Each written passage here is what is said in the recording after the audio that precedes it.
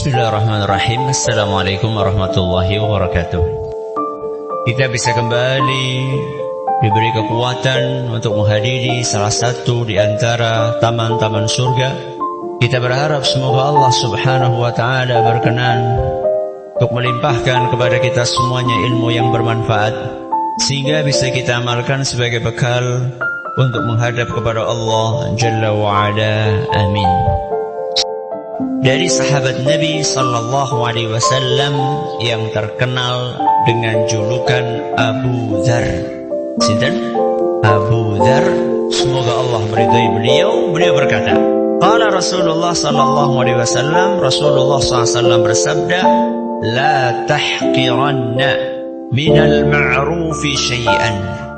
Jangan pernah engkau meremehkan kebaikan, walaupun kebaikan itu sedikit. Jangan pernah meremehkan suatu kebaikan, walaupun kebaikan itu sedikit. Walau an talqa akhaka biwajhin talqin. Sekalipun kebaikan itu wujudnya engkau hanya ketemu dengan saudaramu menggunakan wajah yang ceria. Jangan remehkan kebaikan walaupun sedikit. Sekalipun kebaikan itu bentuknya engkau bermuka manis saat engkau bertemu dengan saudaramu. Ini hadis yang akan kita pelajari. Seperti biasanya, karena sahabat yang meriwayatkan hadis ini belum pernah kita kupas biografinya. Siapa tadi? Abu Dzar. Maka kita akan kupas terlebih dahulu sedikit tentang biografi beliau. Abu Dzar, bapake Dzar. Berarti namanya bukan ini. Namanya bukan ini. Namanya adalah Jundub. Siapa? Jundub. Ayahnya Junadah. Berarti Jundub bin Junadah. Jadi Jundub bin Junadah. Itu nama aslinya Abu Dzar. Abu Dzar ini termasuk as-sabiqunal awwalun. Apa artinya as-sabiqunal awwalun? Orang yang awal-awal masuk Islam. Bahkan di dalam beberapa buku sejarah disebutkan beliau itu yang nomor 5. Padahal Abu Dzar ini bukan dari suku Quraisy. Dari suku apa? Ghifar. Makanya terkenal Abu Dzar Al-Ghifari. Ini suku yang jauh. Kok bisa dia termasuk as-sabiqunal awwalun padahal tinggalnya nggak di Mekah? Kalau tinggal di Mekah mungkin wajar, tapi ini jauh tinggal di sana. Kenapa kok bisa masuk Islam duluan? Inilah kisah yang akan kita bawakan pertama kali tentang Abu Dzar. Bagaimana ceritanya beliau bisa masuk Islam? Ada beberapa versi tentang kisah masuk Islamnya Abu Dzar. Ada yang disebutkan dalam Sahih Bukhari, ada yang disebutkan dalam Sahih Muslim, ada yang disebutkan dalam Musnad Ahmad. Ada beberapa perbedaan. Akan tapi saya akan bawakan pertama apa yang disebutkan dalam Sahih Muslim dan juga dalam Musnad Ahmad. Ceritanya, Abu Dzar ini berangkat dari kampungnya. Saat itu beliau berangkat bersama dengan saudaranya. Saudaranya namanya Unais. Siapa? Unais. Dan ibunya. Berarti berapa orang? Bertiga. Abu Dzar, Unais, sama ibu. Mereka menuju ke Mekah. Dan ternyata Abu Dzar ini sudah dengar-dengar berita tentang Nabi kita Muhammad SAW. Bahwa ada orang ngaku diutus sama Allah membawa ajaran baru. Ya. Akhirnya mendekati kota Mekah, Abu Dzar ini bilang sama saudaranya. Siapa ini namanya? Unais. Nes, itu kalau kita. Saudaraku, tolong kamu cari kabar. Kamu duluan berangkat ke Mekah. Aku tak nunggoni ibu. Kamu berangkat ke Mekah, cari tahu tentang orang ini itu siapa. Kemudian bagaimana respon dari penduduk Mekah kepada orang ini. Akhirnya berangkatlah siapa? Unais duluan. Dan agak lama, ditunggu kok nggak pulang-pulang. Setelah pulang, dikorek keterangan oleh Abu Dzar. Tanya Unais, gimana? Iya, orang ini ngakunya Nabi. Dia mengaku diutus oleh Allah subhanahu wa ta'ala. Terus bagaimana respon dari penduduk Mekah? Kata Unais, innahum yaquluna innahu syairun wa sahirun wa kahin. Komentar dari penduduk-penduduk Mekah adalah ini orang, maksudnya siapa? Nabi kita Muhammad SAW adalah penyair. Ada yang mengatakan ini tukang sihir, ada yang mengatakan ini dukun. Maka Abu Dzar pun bertanya kepada saudaranya, menurut kamu gimana? Menurutku, aku ini sudah sering ketemu dengan dukun. Dan apa yang diomongkan oleh orang ini, itu bukan gaya dukun. Dukun itu ya gayanya jelas, kelihatan. Dari wajahnya aja sudah kelihatan, butek. Ini gak mungkin, ini dukun gak mungkin. Dari wajahnya sudah gak mungkin. Omongannya apa lagi? Nah, kalau penyair, menurut kamu gimana? Aku ini penyair. Siapa yang ngomong? Unais. Aku ini penyair.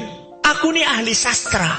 Apa yang disampaikan oleh orang itu sulit untuk dinalar dengan sastra. Maksudnya, ini gak cocok untuk jadi penyair. Ini lebih tinggi. Terus kesimpulannya apa? Dia jujur. Yang pembohong itu adalah masyarakat Mekah. Apa kata Abu Dzar? Orang marem. Dah, gantian kamu yang jaga. Aku tak berangkat ke Mekah. Unais pesan, hati-hati. Hati-hati. Karena sesungguhnya penduduk Mekah itu sensitif dengan isu ini. Kalau kamu gak hati-hati, bisa-bisa kamu dipukuli, dibunuh sama mereka. Karena itu suasana sedang apanya? Sedang panas-panasnya. Akhirnya betul. Abu Dzar sudah diwanti-wanti seperti itu, maka dia pun hati-hati. Sampai ke Mekah, tapi kan dia penasaran, pengen tahu orangnya mana.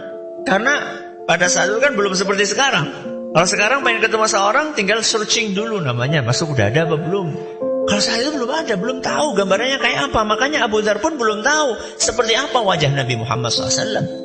Di satu sisi dia sudah diwanti-wanti sama saudaranya, hati-hati, jangan asal nanya. Maka akhirnya Abu Dzar pun lihat kira-kira orang yang paling lemah, yang paling kurus, ya, yang kira-kira kalau ditanyai orang macam-macam gitu loh. Mana dilihat sama Abu Dzar? Oh ya ketemu, kayaknya orang macam-macam kayak wongnya. Ya, akhirnya ditemui sama bisik-bisik. Kamu tahu orang yang katanya dijuluki sebagai sobek? Sobek itu kalau bahasa gampangnya itu murtad. Jadi dianggap Nabi kita Muhammad SAW murtad dari ajaran nenek moyang gitu. Dan ini juga salah satu cara penduduk Mekah untuk membuat orang antipati dengan Nabi kita Muhammad SAW. Jadi disematkan label-label jelek kepada siapa? Nabi kita Muhammad SAW. Dari dulu seperti itu, orang yang gak suka dengan kebenaran seperti itu. Ekstremis, radikalis, ya, dan macam-macam lah. Ya. Akhirnya dia tanya pelan-pelan, mana orang yang katanya kalian anggap murtad? Dia sudah bisik-bisik kayak gitu. Ternyata orang ini malah teriak, ya, hei, ini orang pengen ikut orang murtad. Langsung orang saat itu karena sensitif ya, suasana sedang apa? Panas. Mereka pun melempari Abu Dzar dengan apapun yang mereka temukan di sampingnya. Ada yang dengan batu, ada yang dengan tanah, ada yang dengan tulang. Sampai Abu Dzar tidak sadarkan diri. Beliau cerita, aku ini seperti bata merah satu. Saking banyaknya darah yang mengucur dari tubuhnya, seluruh tubuhnya keluar darah. Dan gak ada yang bantu. Ketika beliau siuman, beliau haus, cari air, nemu sumur Zam-Zam. Ya, beliau bersihkan lukanya, kemudian beliau minum di situ. Lapar, nggak ada yang mau ngasih makan. Maka beliau pun setiap lapar minum Zam-Zam. Sehari, 2 hari, nggak ada yang ngasih makan. Lapar minum Zam-Zam. Hari ketiga, hari keempat, sampai 30 hari.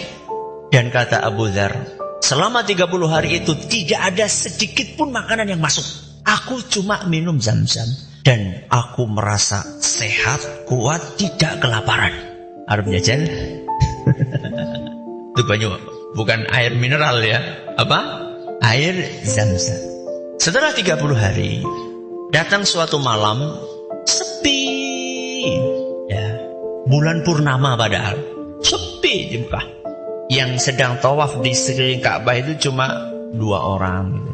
Akhirnya Abu Dzar pun ikut menuju ke Ka'bah. Tidak lama kemudian bertemulah dua orang itu, perempuan pergi sudah. Kemudian datang dua orang laki-laki. Datang dua orang laki-laki. Dua laki-laki itu adalah siapa kira-kira? Nabi kita Muhammad SAW dan siapa lagi kalau bukan Abu Bakar As-Siddiq.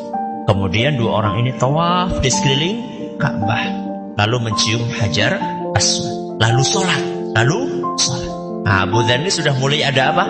Ada feeling kayaknya kiye wong. Maka begitu selesai sholat, Abu Dzar itu mengucapkan salam.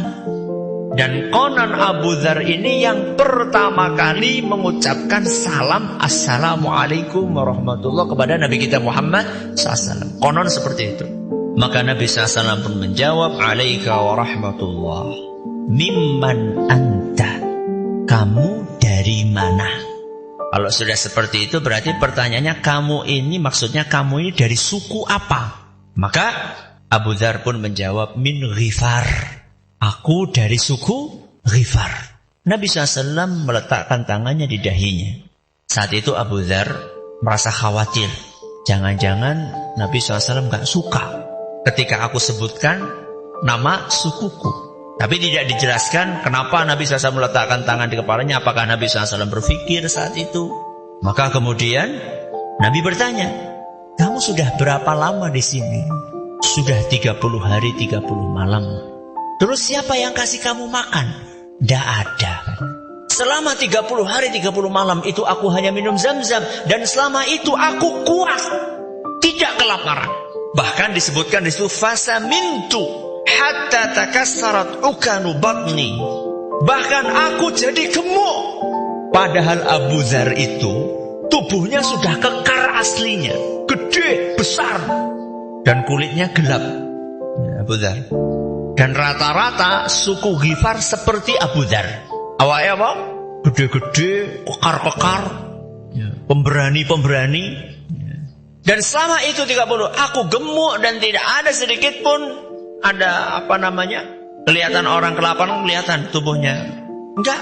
Maka Nabi SAW langsung bersabda, innaha mubarakah wa innaha ta'amu tu'min. Sungguh air Zam-Zam itu penuh berkah. Dan air Zam-Zam bisa dijadikan sebagai asupan makanan. Bisa menggantikan apa? Makanan. Percaya apa orang? Percaya. Orang percaya jajal baik. Ya. Bahkan dalam riwayat lain, hadis lain, Nabi SAW mengatakan, ma'u Zam-Zam lima syuribalahu. Air Zam-Zam itu tergantung bagaimana niat kita ketika minum. Kalau niatnya dijadikan sebagai makanan, ya akan jadi makanan. Tapi jangan dibayangkan tuing terus jadi bakso kayak gitu. Bukan. Maksudnya dia itu akan berfungsi seperti apa? Fungsinya makanan, menggantikan makanan. Itu kalau niatnya. Kalau niatnya dijadikan sebagai obat, ya akan jadi obat. Ada seorang dai, tidak apa ya intermezzo ya. Ada seorang dai divonis terkena penyakit kanker. Cuman belum tahu persis letak kankernya itu di mana. Dan dia digeledek ke rumah sakit dalam keadaan sudah tidak bisa jalan. Parah. Akhirnya langsung masuk ruang operasi.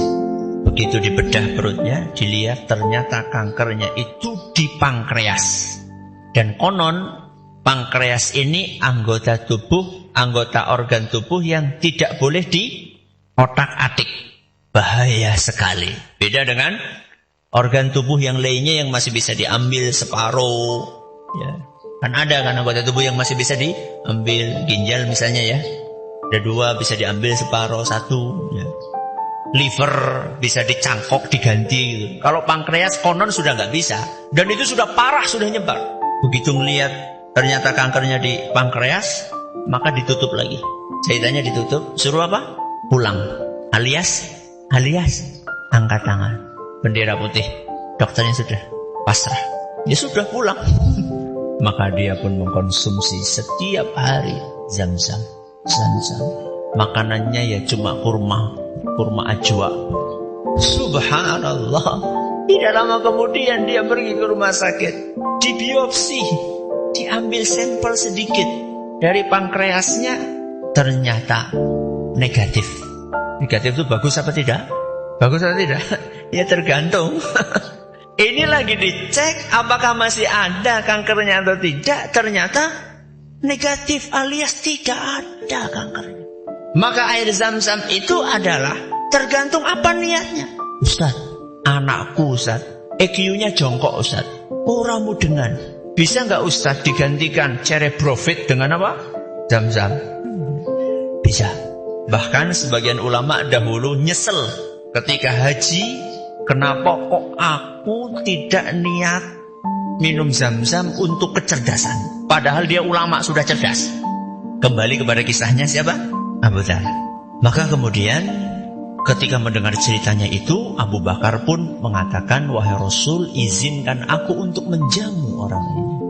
Akhirnya dijamulah oleh Abu Bakar. Dan kata Abu Dzar, ini pertama kali saya masuk makanan setelah 1 bulan. Terus Nabi SAW menerima syahadatnya siapa? Abu Dzar. Lalu Nabi SAW mengarahkan Abu Dzar untuk segera pulang. Cuman Abu Dzar ini kan orang yang pemberani. Dalam hadis riwayat Bukhari, kalau tadi riwayat Muslim, hadis riwayat Bukhari disebutkan bahwa Nabi SAW pesan kepada Abu Dzar, irji' ila qaumika fa'akhbirhum hatta ya'tiyaka amri. Wahai Abu Dzar, sekarang tugasmu pulang. Kemudian dakwahi kaummu, ajak mereka masuk Islam, dan tunggu komando berikutnya. Suruh pulang. Tapi Abu Dzar mengatakan, walladzi nafsi biyadihi, demi Allah, aku tidak akan pulang sampai aku teriakkan dengan lantang 2 kalimat syahadat di hadapan orang-orang Quraisy. Jadi Abu Dzar ini terkenal apa? Pemberani, orang wedian.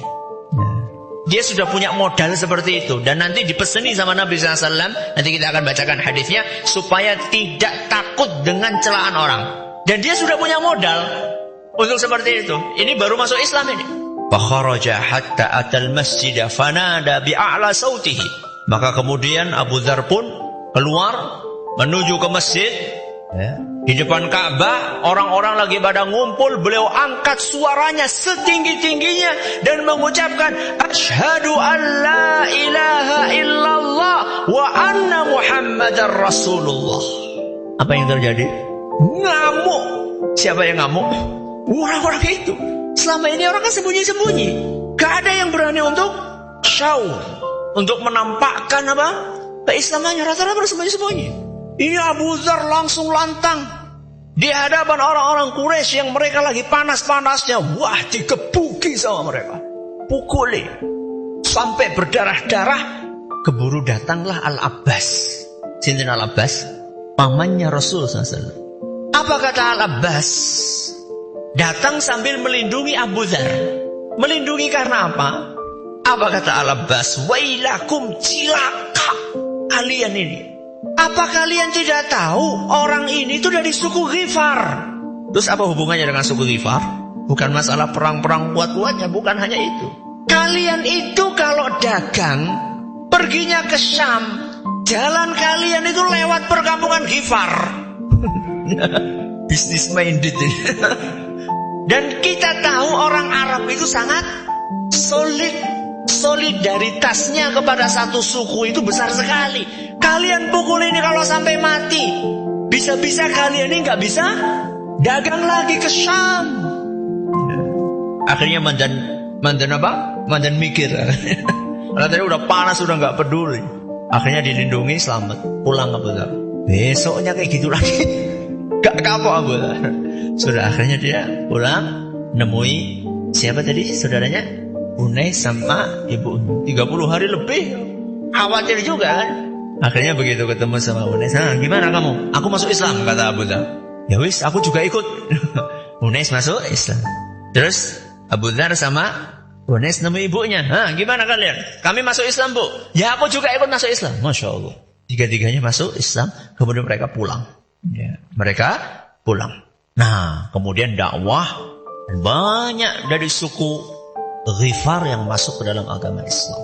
Ketika Nabi SAW sudah hijrah ke Madinah, nah ini kan masih cerita di mana? Di Mekah. Ketika Nabi SAW sudah hijrah ke Madinah, saat itu suku Ghifar yang masuk Islam itu datang menemui Nabi kita Muhammad SAW. Rombongan banyak, beserta dengan suku yang satunya namanya suku Aslam. Suku apa? Aslam. Ghifar sama Aslam.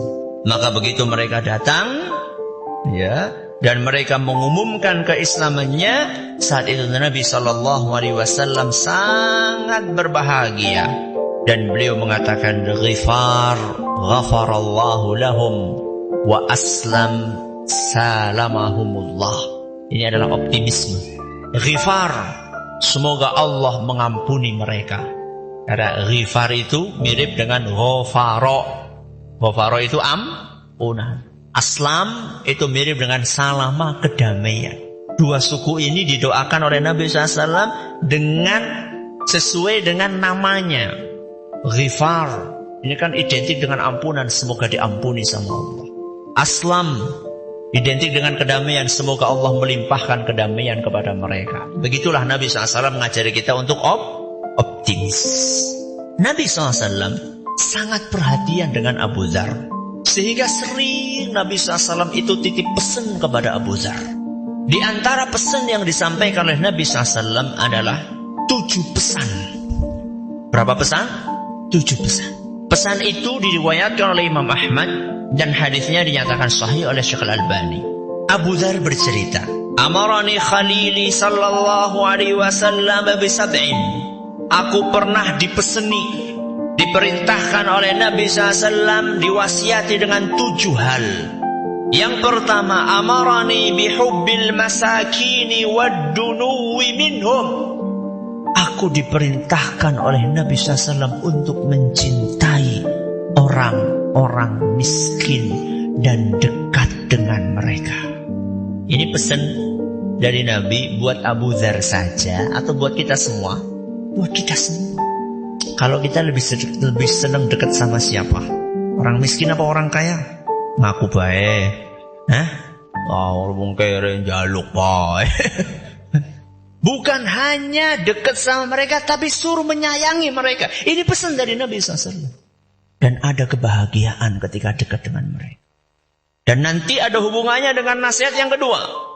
Nasihat yang kedua, wa amarani an anzura ila man huwa duni wa la anzura ila man huwa fawqi. Nasihat yang kedua, Nabi SAW perintahkan kepadaku supaya terbiasa untuk melihat orang yang di bawahku, bukan orang yang di atasku. Caranya bagaimana? Dekat-dekat sama orang miskin. Kalau kita dekat sama orang miskin, kita ini gampang syukur. Tapi kalau kita gaulnya sama orang kaya terus, kita ini jadi sulit syukur. Karena kita selalu membanding-bandingkan harta duniawi yang kita miliki dengan orang. Bukan berarti nggak boleh berteman dengan orang kaya, boleh. Akan tetapi jangan kita ini pilih kasih dalam pergaulan kita. Kalau kita gaulnya sama orang miskin, kita ini jadi gampang syukur. Kita datang ke rumahnya, ternyata makanannya seperti itu. Ternyata makannya cuma pakai garam misalnya. Kalau orang dahulu jelantah, ya. Kita yang kemarin-kemarin mungkin protes, kenapa jangan bening, baik jangan bening, saking beningnya bening banget. Akhirnya kita, oh subhanallah, ternyata masih ada yang lebih susah dari kita. Pergi ke tempatnya orang miskin, punyanya cuma sepeda ontel, itu pun juga warisan dari mbah-mbahnya, yang awalnya merasa, wah jangan motor bagus, kapan duwe mobil. Akhirnya apa? Bisa kita tekan, ya, nafsu tersebut. Tapi kalau misalnya kita punya motor, kok gaulnya sama yang punya mobil 5, kepriwe jajan, jangan kapan aku duwe mobil. Ini pesan yang keberapa? Yang kedua. Yang ketiga, wa amarani an asilar rahima wa in adbarat. Wasiat yang ketiga, Nabi SAW memerintahkan kepadaku untuk menjalin silaturahim sekalipun mereka menjauhiku. Menyambung silaturahim dengan kerabat sekalipun kerabat itu menjauhi. Dan inilah puncaknya silaturahim. Al-wasilu man idza quti'a wasal. Orang yang silaturahmi beneran itu adalah yang mau nyambung dengan orang yang memutuskan. Gue nembe sip gue. Laisal wasilu bil mukafi. Silaturahim tingkat tinggi itu bukan silaturahim dengan orang yang mau silaturahim dengan kita, bukan. Ya itu termasuk silaturahim tapi levelnya biasa-biasa aja. Itu ya cuma balas jasa saja lah kira-kira. Jadi kalau jenengan ngirimi orang yang rajin ngirimi jenengan, gue ya apik tapi ya biasa baik. Jadi nggak perlu terlalu rajin ngirim. Ya jauh jenengan sebenarnya dikirimi yang ngirimi. Orang member temen wis dikirimi orang ngirimi. Itu kan cuma balas apa? Balas jasa, balas budi. Tapi kalau jenengan ngirimi orang yang nggak pernah ngirimi, itu baru sip. Ini pesannya Nabi SAW kepada siapa? Abu Dzar. Nomor berapa? 3. Nomor 4. Wa amarani an la as'ala ahadan syai'a. Dan Nabi memerintahkanku untuk tidak minta apapun kepada seorang pun. Apa? Tidak minta apapun kepada seorang pun. Sampai-sampai dipeseni sama Nabi SAW dalam hadis lain yang diriwayatkan oleh Imam Ahmad juga dan nyatakan Sahih Syekh Al-Albani, wala sawtaka in yasqutu mink hatta tanzila ilaihi fata'khudah. Sekalipun suatu saat engkau sedang naik onta, kemudian cemetimu, apa cemeti? Pecutmu itu jatuh, jangan minta tolong sama orang lain yang lewat untuk mengambilkan. Turunlah kamu dari ontamu, kamu ambil sendiri. Sampai sedemikian. Padahal biasa kan kita tolong dong itu ambilin. Akan tetapi Abu Dzar dipeseni sama Nabi SAW, kalau bisa kamu jangan minta apapun kepada siapapun. Jangan gampang-gampang merepotkan orang lain. Apalagi minta-minta, jelas-jelas minta-minta, ngemis, jangan. Pesannya keberapa? 4. Yang kelima, wa amarani an aqula bil haqqi wa in kana murran. Dan Nabi SAW memerintahkanku agar menyuarakan kebenaran sekalipun pahit. Dan ini dilakukan oleh Abu Dzar. Jadi disuruh menyuarakan apa? Kebenaran sekalipun pahit. Abu Dzar dalam Sahih Bukhari dan Muslim itu menjumpai masa setelah wafatnya Nabi SAW, wafatnya Abu Bakar, wafatnya Umar. Abu Dzar ini mengalami masa di mana tidak sedikit di antara kaum muslimin yang mulai terpengaruh dengan harta dunia. Mulai ada di antara mereka yang bermewah-mewahan. Nah, ketika melihat adanya fenomena seperti itu, maka Abu Dzar pun datang. Ini kejadian di kota Madinah. Ketika orang-orang sedang pada ngobrolin tentang dunia, maka Abu Dzar pun berdiri di antara mereka. Dan dengan suara yang lantang beliau mengatakan, Basyiril kanizina biradfin yuhma alaihi fi nari jahannam. Ingat, orang-orang yang suka menimbun hartanya, nanti pada hari kiamat akan disiapkan untuknya batu besar yang dipanaskan di dalam neraka jahanam sampai merah. Fayudha'u ala halamati thadi ahadihim.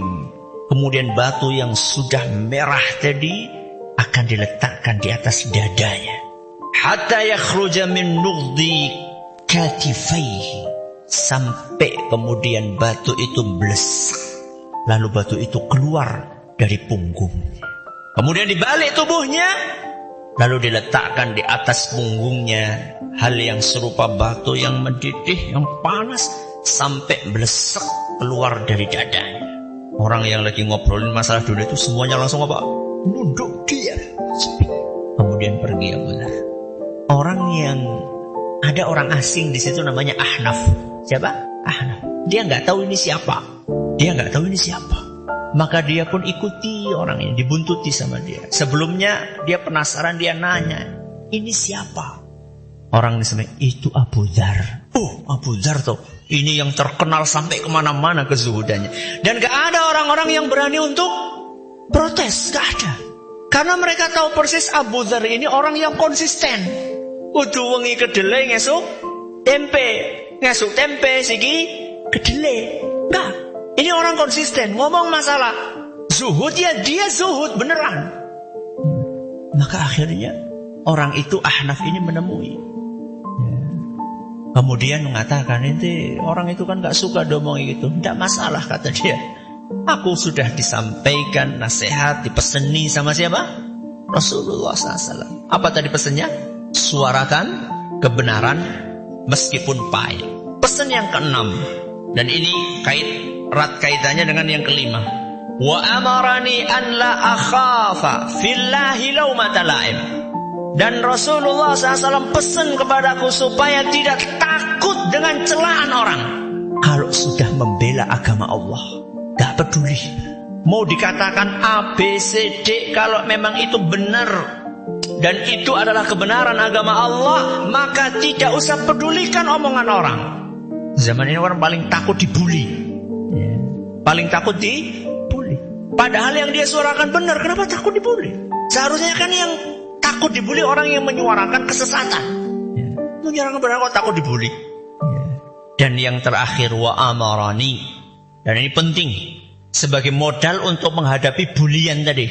Wa amarani an uktsira min qawli la haula wala quwwata illa billah. Dan Rasulullah SAW pesan kepadaku supaya aku sering-sering membaca kalimat hauqalah. Apa hauqalah? La haula wala quwwata illa billah. Ini asupan gizinya supaya nggak gampang kendor, supaya nggak gampang ngeper. Bahwa yang punya kekuatan daya itu cuma Allah. Mereka yang bully itu nggak ngefek, yang mencela itu nggak ngefek. Kenapa? Karena yang kuat itu adalah Allah. Fa innahunna min kanzin tahtal arsh. Sungguh la haula wala quwata illa billah adalah harta karun yang tersimpan di bawah arsy. Ini pesannya siapa? Rasulullah SAW kepada Abu Dzar. Abu Dzar itu meninggalnya di tengah padang pasir. Kok bisa Ustaz? Iya, menjelang wafatnya Abu Dzar menyendiri beserta dengan istrinya. Siapa istrinya? Ya Ummu Dzar. Ummu Dzar. Istrinya Abu Darda siapa? Ummu Darda. Ketika kondisi semakin sulit, ya, kesehatannya semakin menurun, Ummu Dzar ini nangis. Ketika Abu Dzar tersengal-sengal mendekati wafatnya, Ummu Dzar ini nangis. Maka ditanya sama Abu Dzar, "Ma yubkiki? Ente kenapa nangis? Nangis kenapa?" Maka istrinya mengatakan, "Malila abki, gimana aku nggak nangis? Wa anta tamutu bi falatin minal ard." Dan engkau ini mau mati, meninggal di tengah padang pasir. Wa laysa 'indi thawbun yas'uka kafana. Aku nggak punya kain untuk mengkafani kamu. Kain kafan aja nggak punya. Ini saking zuhudnya siapa? Abu Dzar. Makanya tadi nggak ada yang berani protes sama Abu Dzar. Karena Abu Dzar ini konsisten, ngomong A ya dia praktekkan A. Sampai kain kafan itu gak punya. Wala yudanu li fi taghyibika. Siapa yang bantu aku nanti kalau kamu meninggal dunia untuk menguburkanmu? Aku ini perempuan sudah tua, gak kuat untuk gali kuburan. Apa kata Abu Dzar? Absyiri. Kata Abu Dzar, absyiri wala tabki. Berbahagialah dan gak perlu engkau menangis. Wa inni sami'tu Rasulullah SAW yaqul, karena aku pernah mendengar Rasulullah sallallahu alaihi wasallam bersabda, la yamutanna rajulun minkum bifalatin minal ardi yashhaduhu isabatun minal muslimin. Aku pernah mendengar Nabi SAW bersabda kepadaku dan kepada serombongan orang. Apa isi sabda beliau? Akan ada salah satu di antara kalian, Abu Dzar dan serombongan, akan ada salah satu di antara kalian ini yang meninggal di tengah padang pasir. Dan setelah meninggalnya akan datang serombongan dari kaum muslimin. Untuk apa? Ya mengkafani, ya memakamkan. Kata Abu Dzar, dari serombongan orang yang saat itu hadir. Ini kita lagi ngomongin tentang rombongan yang Nabi SAW sampaikan apa? Sabdanya. Dari serombongan orang itu semuanya sudah meninggal dunia. Maka satu orang itu ya dia mudeng apa sih?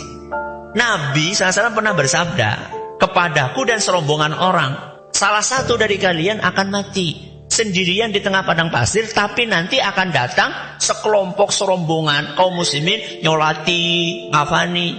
Dan dari rombongan yang pertama itu semuanya sudah mati kecuali aku. Berarti apa?